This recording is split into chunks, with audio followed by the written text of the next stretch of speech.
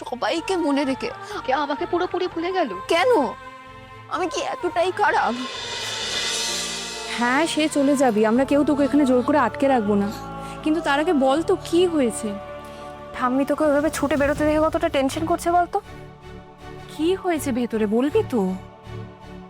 কৃষ্ণ তোকে আবার চিনতে পারেনি তাই তো? খারাপ ব্যবহার করেছে নাকি? আমি যেতে চাইনি গো বৌদি, আমি সত্যি যেতে চাইনি। তোমরা তো সবাই জানো, তোমরা দেখেছিলে, মনুলতা দিদি বললো, তাই আমি গেছিলাম। আর আমারও মনে হয়েছিল লোকটা দুপুরে আমার নাম নিয়েছিল, ও হয়তো আমার উপর আর রেগে নেই। আমি লোভে পড়ে গেছিলাম, আমার ভুল হয়ে গেছিল, বড় ভুল। ভুলটা তোর একার হয়নি লাজু, আমাদের সকলের হয়েছে। আমাদের তখনই বোঝা উচিত ছিল। যে বনলতা তোকে নিয়ে এই সিম ক্রিয়েটটা করবে বলেই এতটা সাদাসাদি করছিল। ওর উদ্দেশ্যই ছিল তোকে কষ্ট দেওয়ার। আচ্ছা, কৃষ্ণ কি আবার রাগারাগি করলো? হ্যাঁ বৌদি, ও খুব রেগে গেছিল, খুব রেগে গেছিল। আমাকে দেখে যেন ওর মাথাটা খারাপ হয়ে গেছিল। এতটা রেগে যাওয়া ওর স্বাস্থ্যের পক্ষে খারাপ। আমাকে দেখেই ও বলছিল আমি কি চিড়িয়াখানার জন্তু নাকি যে ও আমাকে দেখতে আসবে, বাইরের লোক কেন আমাকে দেখতে আসবে। ও সব ভুলে গেছে, ওর এতটুকু এতটুকু আমাকে মনে নেই। আমাকে দেখেই যে ও রেগে গেল, এতে তোর শরীর আরো খারাপ হয়ে যেতে পারে, আর তার জন্য দায়ী থাকবো আমি।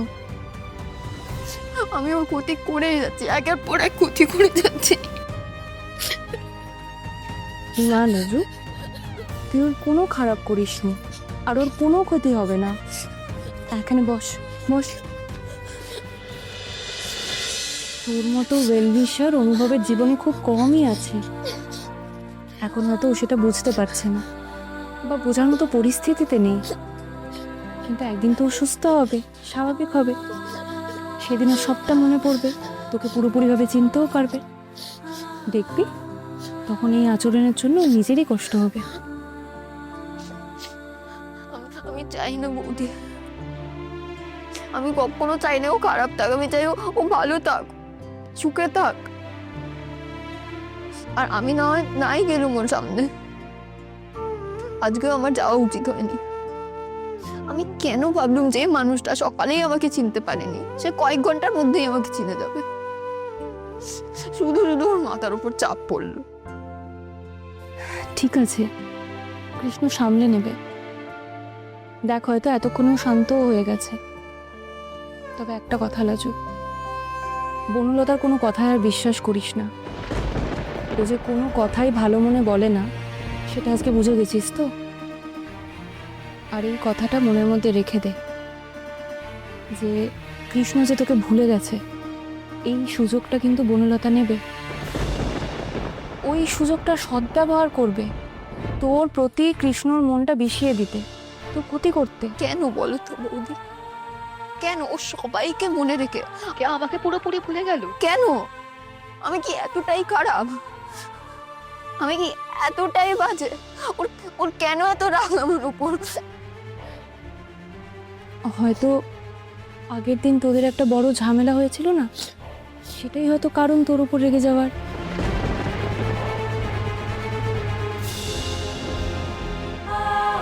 এটা তোমাকে কে বললো ঠাম্মি?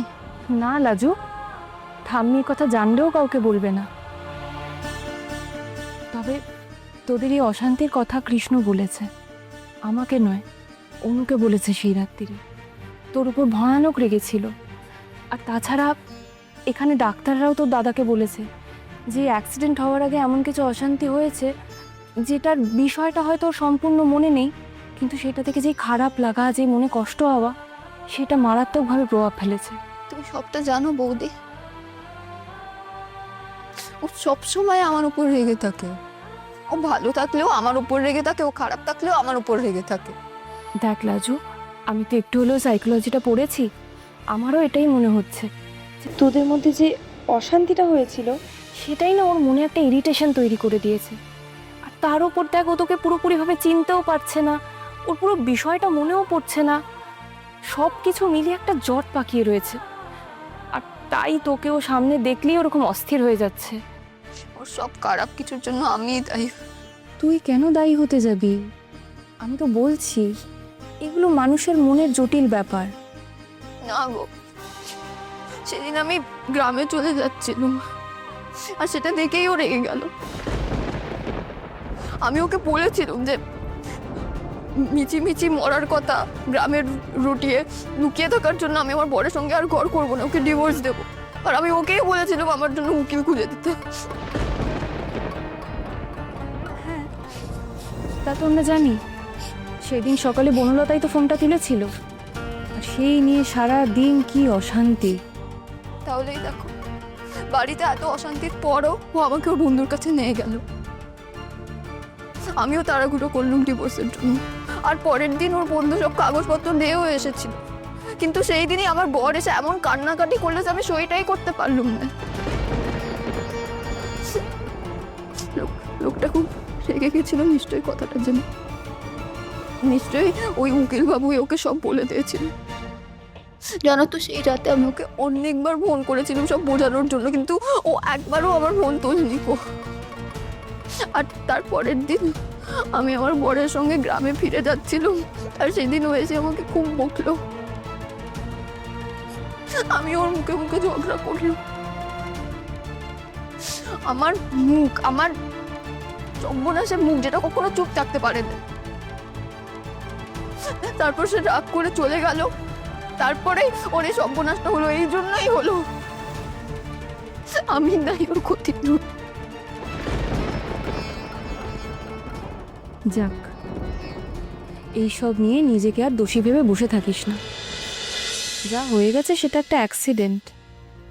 আর আমাদের সব আচরণে তো সবসময় আমাদের হাত থাকে না, হয়ে যায় কখনো কখনো ভুল।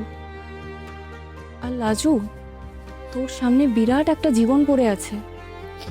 অনুভবের সুস্থ হতে অনেকটা সময় লাগবে।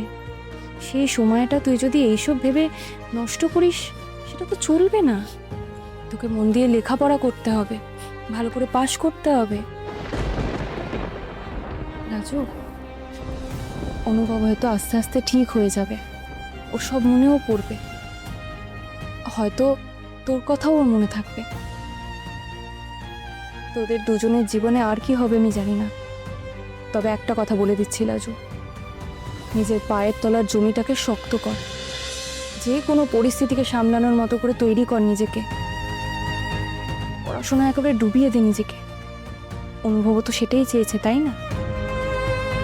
ওর স্বপ্নটাকে সত্যি কর তুই, তাহলেই হয়তো দেখবি তোর ভেতরের এই অপরাধ বোধটা কমে যাবে। কিছুদিন পর হয়তো তুইও বুঝবি যে যা হয়েছে তাতে সম্পূর্ণ দোষ তোর ছিল না।